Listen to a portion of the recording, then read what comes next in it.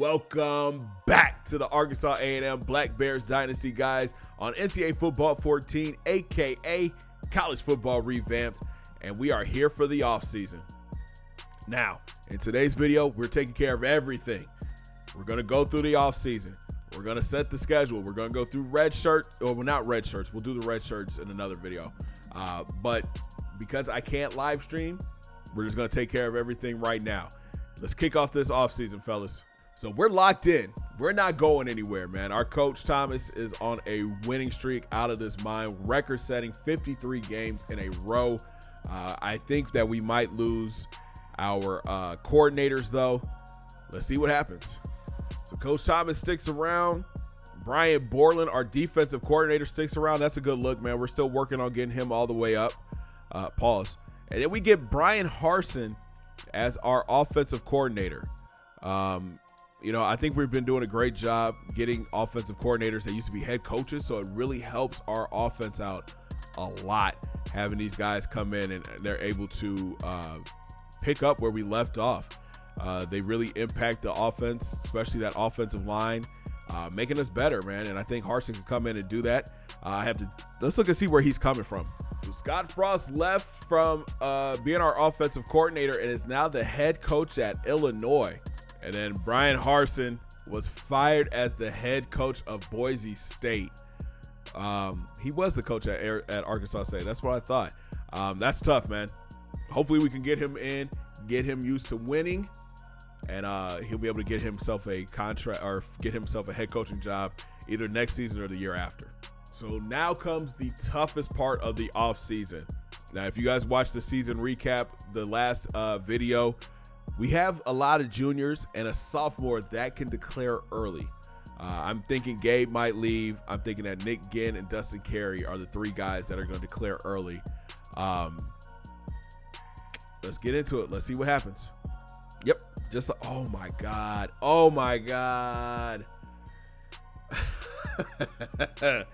Okay. So Dustin Carey does declare early. The two shockers for me, Will Horn at left tackle, which does make it a little bit better for us, though, because we have a left tackle that's ready to step up and play. And then DT declared.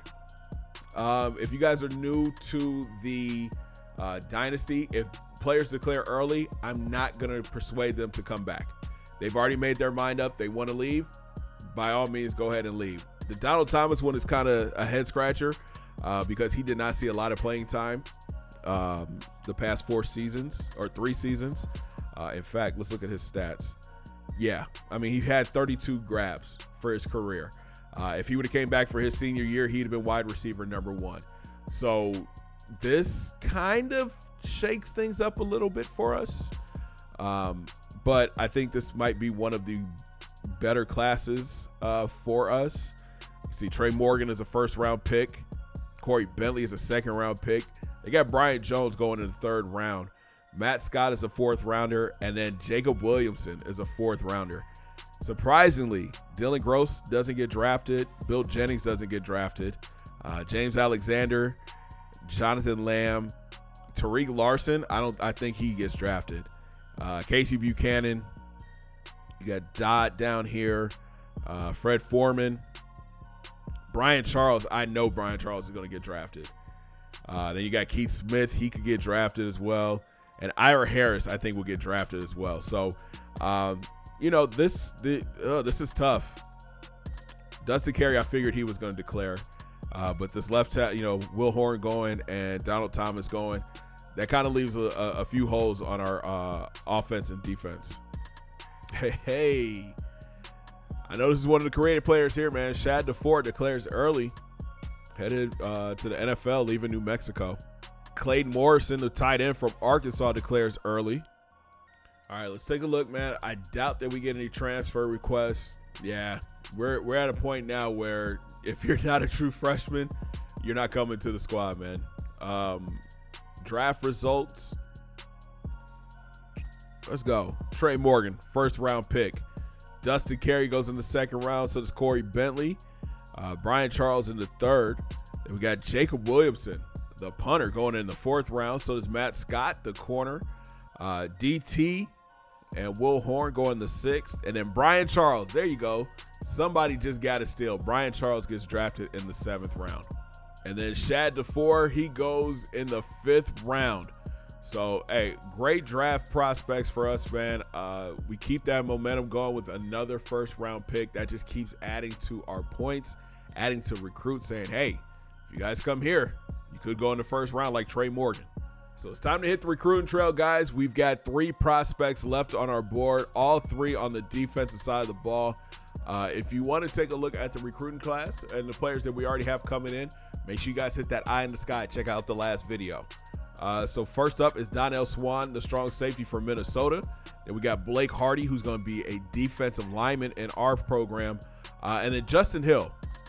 He's a late addition to the board at defensive tackle, 5'11", 280. We finally get a chance to scout him out and see what he is. Not bad. More of a hole plugger. We can use him. So I'm thinking that we just go 5,000 a piece. Probably, I'm gonna be honest with you, I'll probably put 7 on Swan, 5 on Hardy, and then the rest on Justin Hill. I think Swan is going to be somebody that we're going to have to need in the future before the other 2 guys really get playing time.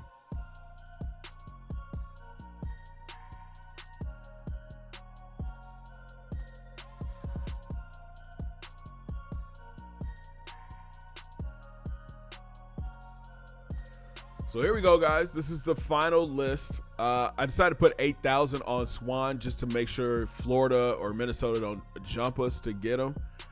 We put 4.5 on Blake Hardy. I think he's solidified. I think we should be able to sign him. And then Justin Hill, I only put 2,450 on him. He's a great player, but at the same time, I think that we are stacked at D tackle. So I think these 2 are considered the 2 must-gets. In fact, I'll probably just put $2,000 on him and put the rest on Hardy.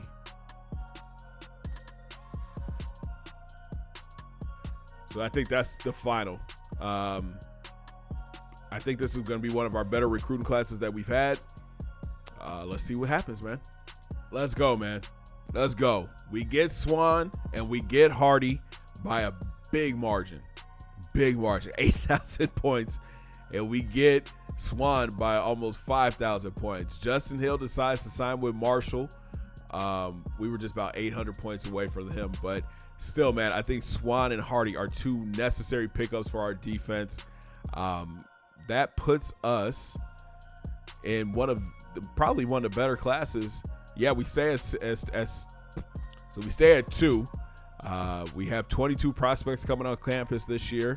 Right behind Michigan, they finished number 1. They had 3 5-stars, 10 4-stars, and 9 3-stars.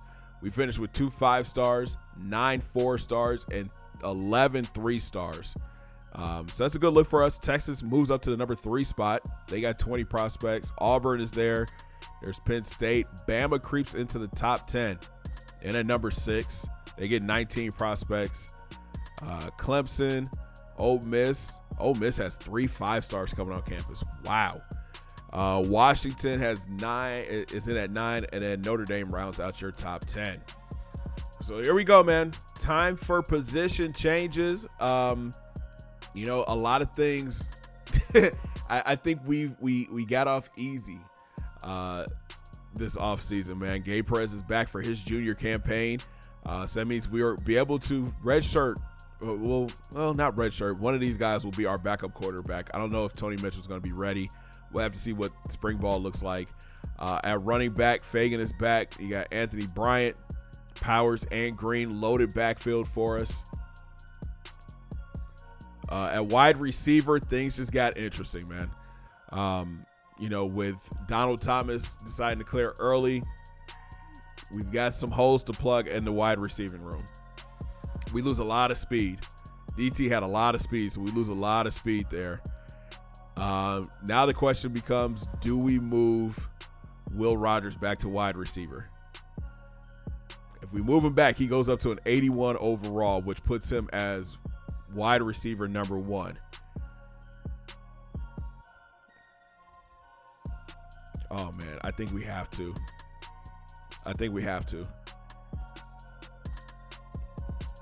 Now, if we move him there, him and Flowers could be 1 and 2. And then Warren would be in the slot. Right? And then that leaves Dominic Foreman, the odd man out. And Holloway, too. Holloway might not get redshirted because of his speed. That's interesting. So left tackle, Charles Stevens steps in. I think he's still a right tackle, though. Oh, no, he's a left tackle. He's got pass blocking. So he steps in. He'll be our starter next year. Sheesh. Ron Campbell, true freshman. And then Jeff Williams comes off of his red shirt. Left guard, Drew White stays. I think John Hawkins is great at center. Let's see what happens when we do that. And then Byron Smith comes off of his red shirt, so that can make him Hawkins' backup. We might have a position battle here at right guard between Jim Palmer and Tyrone McMillan. I like both of these guys. Let's see. They're pretty much the same player. Palmer has a better impact block, but not by much. And right tackle, Alfred Robinson. He steps in as the starter with Ray Bracken, the JUCO sophomore, transferring in. Now the question becomes, I think we keep it that way. I think Robinson gets a chance to start. My only concern is his pass block is very low. Okay. Offensive line is going to be interesting next year. Here we go. Defensively, Caleb Walker at left end. Austin, the true freshman. Let's move him over to left. I don't remember James Brown. I don't remember either one of these guys. The tackle, we're good. Hardy is the guy that I was like, let's move. Yep. We'll move him there. Better middle linebacker is what I thought. Trey Jolly, better defensive lineman. That's I knew it, man. I knew it. And then do we move Chris inside or do we move Sims inside? I think we move Sims inside. Yeah. I think we move Sims inside. Kyle Wright will be his backup. Chris Johnson stays on the outside. Then that allows Anderson to start getting some playing time as a backup. We're good at defensive line now. These guys will probably get cut. These two guys will get cut.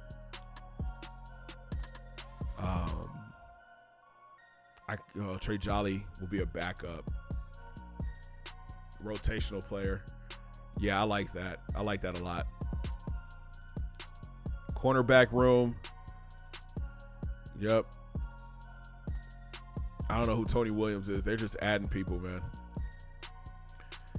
Free safety. We're going to need somebody to move to free safety. Can Rich play free safety? Yep, he's better at free safety. Cool. Donald Swan will stay there. So these two will battle for playing time at free safety. Okay. And then we've got our athletes. So Brad Wilson.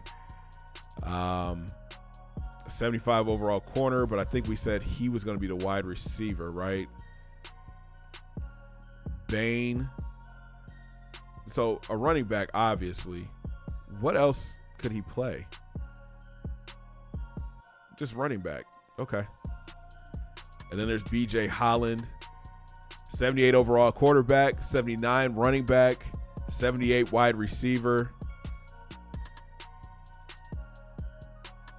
77 corner, 79 free safety, 76 strong safety.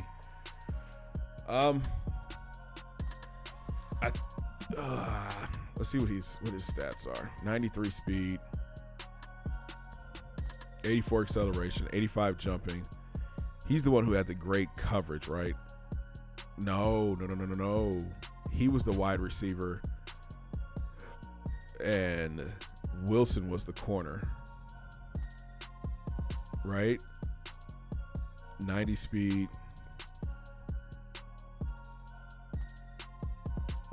$87 man, 84. Yeah, he was the corner. So we'll go this. And then we'll move Holland to wide receiver. Yep. All right. So that's good.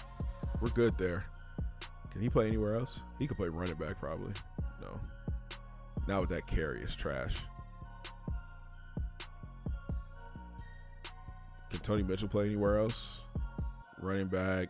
He'd be a trash wide receiver. Nope. Harper.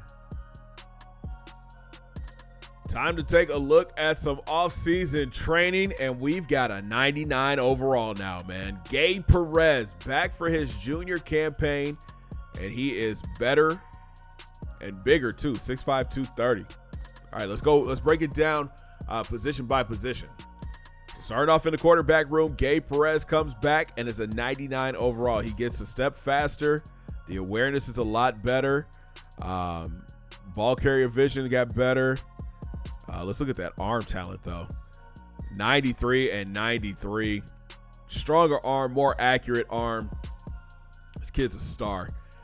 Tony Mitchell got better, but I still don't think he's better than the two freshmen that came in. So,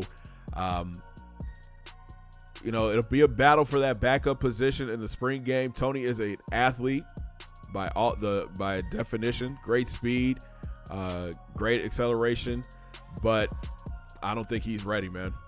In the running back room, Anthony Bryant gets better. He goes up to a 92 overall for his junior campaign, but so does Philip Fagan. He's a 92 overall as a senior. He got faster. The acceleration got better. The awareness is there. Bryant has better break tackle and trucking, but Fagan is more elusive, better ball carrier vision. Bryant is the power back. So we might have to switch these roles. Fagan will be the starter, but he'll get more of that the Ira touches, and then Anthony Bryant could be our guy that just pounds the rock for us. At 6 foot 235, this dude is a beast. The spin move is better for Fagan. Juke move is actually better for Bryant. And the carrying is better for Bryant. Yeah, better for Bryant.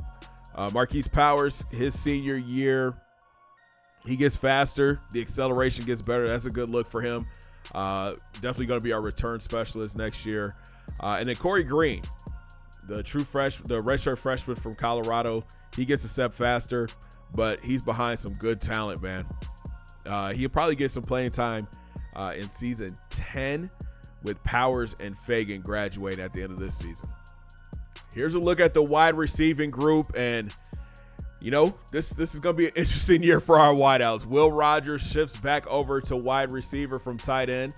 He goes up 5. He's an 86 overall, 88 speed, 91 acceleration. He's got 86 catching, 89 spec catch, and 78 spec catching traffic with 92 route running. That's such a good look for him, man. Then Justin Harris, he had a really good offseason. He gets up to an 85 overall. He's got 85 speed, 85 acceleration.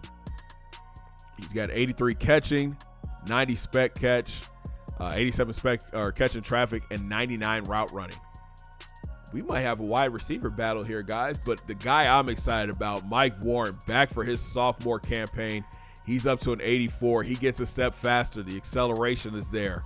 I wish his elusiveness was better. Solid juke move, great carrying, 82 catch. The spec catch needs some work. Catch of traffic needs some work. 89 route running, 80 jumping. Solid for a slot guy for us, man. Dominic Foreman,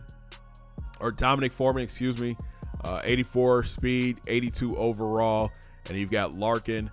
He goes up to a 74. So we could see a group which is Will Rogers, Justin Harris, Mike Warren, Or Flowers could step in there and be Will Rogers, Flowers, and Warren in the slot.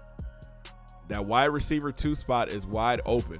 At tight end, Ashton Ryan goes up to a 84. So does Adam Lawson. These two will be our tight ends of the future. And you got Luke Baker coming off his red shirt. He gets faster, dude. How is he a 90 speed at tight end, 93 acceleration? In a couple years, this kid is going to be something special. 77 catching. Okay. At left tackle, Charles Stevens gets a +4. He's an 83 overall. I want to see what these blocking traits are looking like for our offensive linemen. 88 pass block, 82 impact block. That's cool. 81 run block. Jeff Williams off of his red shirt, he goes up to a 73. At left guard, Drew White, 88 overall. He gets a +5 for his junior campaign. Please allow his blocking to go up. 84 pass block, 93 run block, 82 impact block. Another good look, man. What is his awareness? Because I felt like he just was not aware of what was going on. 72, not bad. At center, John Hawkins, our senior. He goes up to an 88 overall. And then Smith, the redshirt freshman, goes up to an 83. He gets a +6. Again, we are doing a great job, I think, at recruiting offensive linemen. Hawkins gets a +3 to pass block and a +3 to run block. And then Smith gets a +4 to pass block and a +3 to run block and a +3 to impact block for both of the guys. Another position battle to keep your eye on, Jim Palmer and Tyrone McMillan. Palmer gets a +5. He's an 85 overall. McMillan gets a +6. Is an 84 overall now. We shifted him from center to guard. God, like this can't get any tighter. McMillan's a better pass blocker. They're both the same at run blocking. Palmer has a better impact block. Here's what I'm thinking. One of these guys will start. The other will get the red shirt. These guys are just too good, man. They're the same player, pretty much. At right tackle, Alfred Robinson goes up to an 81 overall. He's going to be the starter on the right side. Gets a +3 to run blocking, making him a 90 overall, and a +2 to pass blocking, which we needed.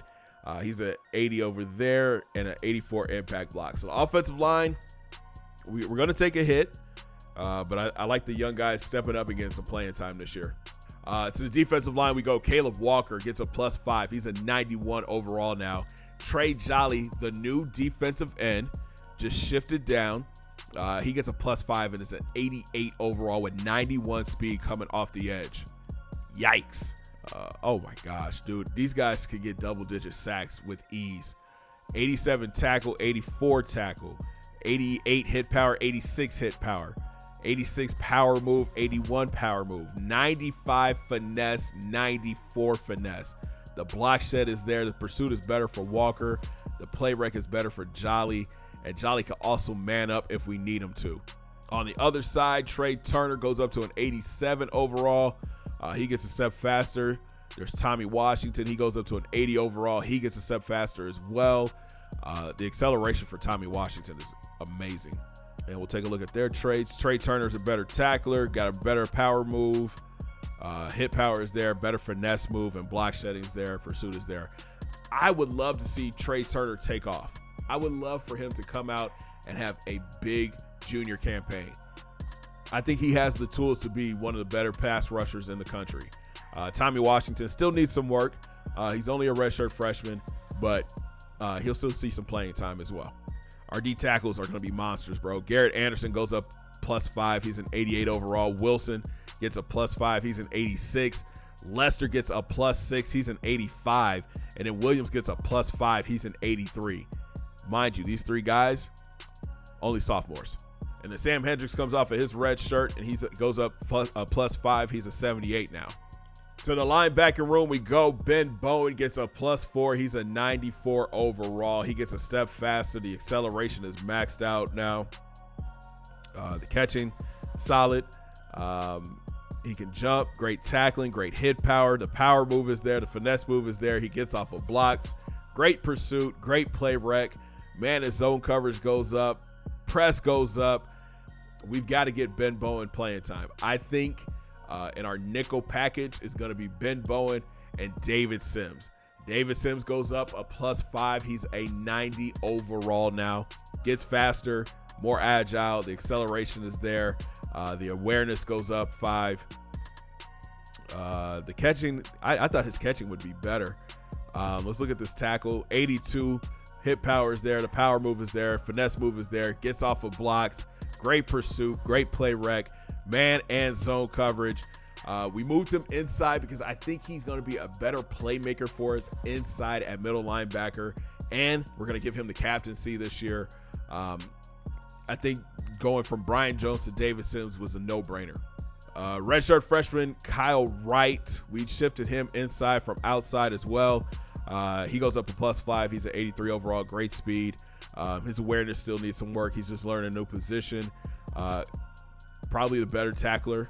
89 tackling. Hit power is solid. Gets off of blocks.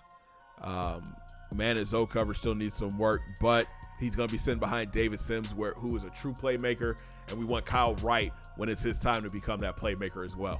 Chris Johnson back for his junior campaign coming off a red shirt. He goes up to a 93 overall, gets a step faster. The acceleration gets better. You already know he's a tackling machine. 90 tackle, 92 hit power. Great power move. Finesse move is solid. Gets off of blocks. The pursuit is there. Solid. Great zone coverage, man. I think our linebackers are going to be great in coverage. But again, just with Ben Bowen being the explosive player that he is, I think you got to go Bowen and Sims in the nickel. Sims plays the dime. Chris Johnson, Bowen, and Sims are the base defense linebackers. Hey, yo, look at James Ramirez. Okay, sir. Okay, put some respect on his name. James Ramirez gets a +6. He's at 89 overall. Coco gets a +5. He's at 88. Bo McGee gets a +5. He's at 88. Then you got Brian Smith coming off his red shirt. He gets a +4. He's at 82. And for Ward, it gets a +4. He's a 78. Ramirez, the fastest. Him and Smith are the two fastest corners. Coco and McGee, they get a step faster. Catching, for Ward has the best hands in the cornerback room. Jumping, Coco out jumps everybody. Tackling ability, Ramirez is the better tackler. Great hit power. And here's where stuff starts to matter. All right, play rec goes to Ramirez. Nope, goes to Bo McGee. Man coverage goes to Bo McGee. Zone goes to Bo McGee and Ramirez. Press goes to Ramirez. Okay.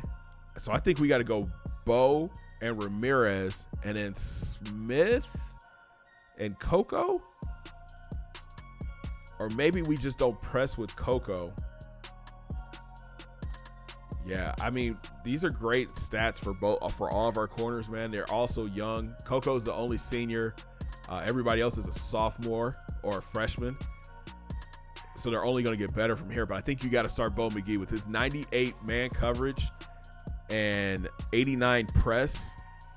And I think we got to go with Ramirez as cornerback number 2. 91 man, 94 zone, and 95 press. I think you got to have those two as your two top corners and then put Coco in the slot. And then Smith is your dime corner. This is going to be an interesting race at free safety. Richard Anderson gets a +3. He's at 88 overall now. And Jonathan Thomas gets a +4. He's at 87 overall. Thomas is the faster out of the two. Great speed, better awareness. Catching goes to Richard Anderson. Jumping goes to Anderson. Tackling goes to Anderson. Hit power goes to Anderson. Pursuit goes to Anderson. Play rec, Anderson. Coverage ability, this is where it gets interesting because Richard Anderson can man up with a wide receiver. Zone, though, goes to Jonathan Thomas. And then press goes to Anderson. What I can see happening is if we go, say we go quarters, we could drop Anderson down as a corner and put Thomas as the free safety. But in our base defense, I think Richie Anderson has to be that guy. I think he has to be that guy. And then a strong safety, Nick Ginn, back for his senior campaign, gets a +5. He's a 96 overall, 97 speed, 99 acceleration, 94 awareness. Does his catch go up? Yes, it does. He's got a 78 catch, 79 jumping, 88 tackling now, 87 hit power. The block shedding, gets off of blocks easily. Great pursuit. Play rec has gone up. Man coverage and zone coverage both go up. That's a good look for him. And he can press now too. All-American, man. All-American. And then we got Keaton Holt back for his senior year. He gets a +3, becoming a 95 overall. He's going to have to take over all kicking duties. 99 kick power, 93 kick accuracy. He'll be just fine. All right, time to cut some players, man. We've got a 70-man roster, 72 players on our board right now. I think Matt Harper has to get cut, which leaves us with the 2 freshmen, Douglas and Chance, and Mitchell. I want to carry 3 quarterbacks this year, so one of these guys will get the red shirt. In the running back room, we're stacked. We got 5 backs, yo. 5 backs. Bain will get the red shirt. Cook is good at fullback. At wide receiver, Marcus Stewart. I'm not sure who this is. Yeah, 63 catching. You can't be on my team, my guy. Sorry, you got to go. And I think we're good. I think we're good there. Good at tight end. Offensive line is straight. Defensive line, we're good, especially on the D ends. Actually, I lied. Eric Wilson is going to get cut. James Brown. I don't know who this is, but he's from Marion. We'll keep him around because he's from here, so I can put the red shirt on him. At D tackle, I think Kevin Bates has to get cut. Again, that was a guy computer added. We're good at outside linebacker. Great at middle linebacker. Great at outside linebacker. Cornerback room, I think we're really good. Campbell's going to be a project. Tony Williams is going to get cut because we didn't add him. And these guys are good. Everybody else should be good, man. So we cut 5 guys. I really did think about cutting Tony Mitchell, but he's been in the offense for 2 years now. He can groom these guys, help groom these guys. I really do think that if something happened to Gabe, that Chance or Douglas would step in before Mitchell. But I want to give Mitchell his fair chance in the spring game to show what he can do up against these 2 freshmen. There's been some movement in college football. The #1 team in the country, the Arkansas A&M Black Bears, have left the Big 12, and they're taking their talents to the SEC. Also coming with us is the Arkansas Razorbacks. So that leaves the Big 12 looking like this. A-State, Iowa State, Kansas State, Kansas, Missouri, and TCU in the Big 12 North. In the Big 12 South, you've got Baylor, Oklahoma, Texas, Oklahoma State, Texas A&M comes back to the Big 12, and then Texas Tech. I think with this move, it's going to give us better games, more competitive games, and recruiting battles are going to be crazy now. I'm excited for this change, man. I think you guys have been wanting to see the Black Bears in the SEC for a while now. Just think about it, man. Now every season we'll be playing Bama, LSU, Auburn, Florida. This is going to be fun, boys. So that brings us to the spring, fellas, and I'm excited, man. This is going to be an interesting year now, especially with us being in the SEC. Gabe is back for his senior year. A revamped offensive line, a revamped defensive line, and a brand new secondary besides Nick Ginn. I think we're going to be explosive on offense. Philip Fagan, Gabe Perez. Wide receivers are brand new. All these wide receivers we're just bringing in they haven't seen too much playing time. Man, but let's do one more thing before we get out of here. There's one game that I keep getting asked for, and I got to put it on the schedule if it's available. We're going to have a home and home with North Carolina this year. So I made some corrections, man. Let's take a look at the schedule again. We're at home in week 1, taking on North Carolina. This is the ring ceremony. We're putting the banner up. Week 2, we head out on the road, headed to Cowboy Stadium to take on number 9 San Diego State. Then we back out on the road, taking on Florida. Back home, we get our first bye week in week 4. Back home for 2 games versus Georgia and Arkansas. Mississippi State out on the road for week 7. Back home to take on Auburn. Then we hit the road to take on LSU. Back at home to take on Ole Miss. And then our last 3 games of the season are on the road versus Arkansas State, Georgia Tech, and Alabama to round out the season. We get our bye week in week 14 and then the conference championship in week 15. Tough schedule, but this is what happens when you move to the SEC. Tougher competition. I hope our boys are ready. So that's going to do it for the offseason, fellas, man. This is going to be an interesting year. Year 9 for the Black Bears. A move to the SEC. A lot of new players getting a lot of playing time this year. Up next, you'll get a spring game where we'll get a first look at the new look offense. Still headed by Gabe Perez and Philip Fagan, but pretty much a brand new offensive line, brand new group of wide receivers, and a defense that is retooled. Brand new defensive line pretty much with 3 new defensive ends, a new middle linebacker, new corners, and a new free safety. A lot of position battles. We'll talk about all that in the spring game, but I hope you guys enjoyed this video, man. If you did, make sure you smash that thumbs up button. Subscribe if you're brand new. Don't forget to ring that bell, join the Noti Squad, and make sure you guys hit those links down in my description. Follow your boy on Facebook, Twitter, and IG, and come through and join the Discord fan for exclusive content. And we'll talk from the spring game. Have a great day, guys. 2 fingers in the air. Peace. Big thank you to all the members of the channel and the Patreons. If you would like to become a member or a Patreon, hit the links down below in my description.